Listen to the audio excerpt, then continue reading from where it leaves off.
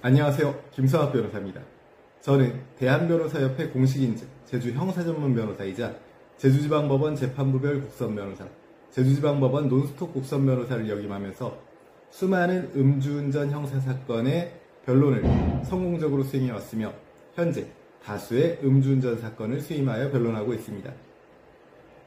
음주운전 사건 스페셜리스트로서 오늘은 음주운전 형량을 결정하는 요소에 대해 자세히 설명드리도록 하겠습니다. 음주운전에 대한 형량은 다양한 요소를 종합적으로 고려하여 결정됩니다. 주요 결정 요소는 다음과 같습니다. 첫 번째, 혈중 알코올 농도. 혈중 알코올 농도는 음주운전 형량 결정의 가장 중요한 요소입니다.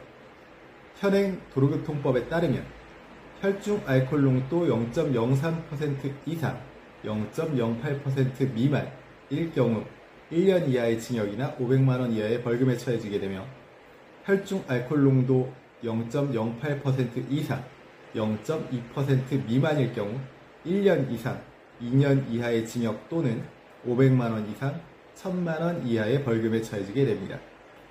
마지막으로 혈중 알코올 농도 수치가 0.2%를 넘어서는 경우 2년 이상 5년 이하의 징역 또는 1000만원 이상 2000만원 이하의 벌금에 처해지게 됩니다. 즉, 혈중 알코올 농도 수치가 높을수록 더 엄중한 처벌을 받게 되는 것입니다. 두 번째, 음주운전 전력. 음주운전 전력은 형량 결정에 매우 중요한 요소입니다. 특히 도로교통법의 규정에 따라 10년 내 음주운전 재범의 경우 엄한 처벌의 대상이 됩니다.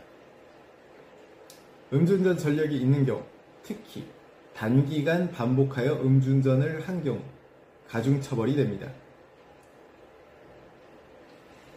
셋째, 교통사고 발생 여부 및 그 결과. 음주운전 중 교통사고가 발생했는지, 발생했다면 그 결과가 어떠한지도 중요한 고려사항입니다. 특히 인명피해가 발생한 경우 형량이 크게 가중될 수 있습니다. 판례에서도 음주운전을 하였고 그로 인하여 교통사고까지 발생하였던 점을 고려하여 엄중한 처분의 정당성을 인정한 바도 있습니다. 네 번째, 운전거리 및 상황. 운전거리가 길수록 그리고 주행 상황이 위험했을수록 더 무거운 처벌을 받을 수 있습니다. 다섯 번째, 음주 측정 거부 여부.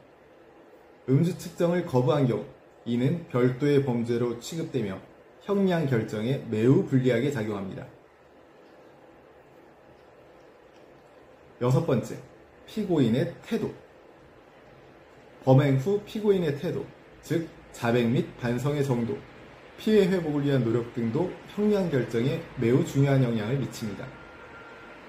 진심 어린 반성과 피해 회복 노력은 형량 감경 사유가 될 수 있습니다. 일곱 번째, 개인적 사정. 피고인의 연령, 직업, 가족 부양 상황, 경제적 상황 등 개인적 사정도 고려됩니다. 판례에 따르면 피고인이 처와 2명의 자녀, 부모님을 봉양해야 하고 가계부채 등을 부담하고 있어 경제적으로 어려운 점 등을 고려사항으로 언급한 바도 있습니다.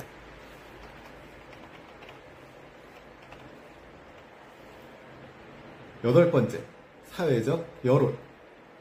중대한 음주운전 사고가 발생하여 사회적 관심이 집중된 시기에는 일반적으로 더 엄중한 처벌이 이루어지는 경향이 있습니다.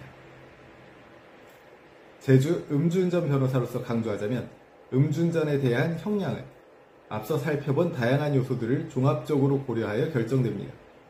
법원은 각 사안의 구체적인 상황을 면밀히 검토하여 적정한 형량을 정하게 됨을 반드시 명심하시기 바랍니다. 현재 음주운전으로 인해서 수사와 재판을 앞두고 계시다면 언제든지 제주 음주운전 변호사 김성학 법률사무소를 찾아주시면 신속, 정확한 해법을 제시해드리겠습니다. 조금이나마 도움이 되셨으면 합니다. 감히 최고라고 자부할 수는 없지만 여러분의 권리를 지키고 항상 최선의 결과로 만족을 드리는 제주 형사전문 김성학 변호사입니다. 감사합니다.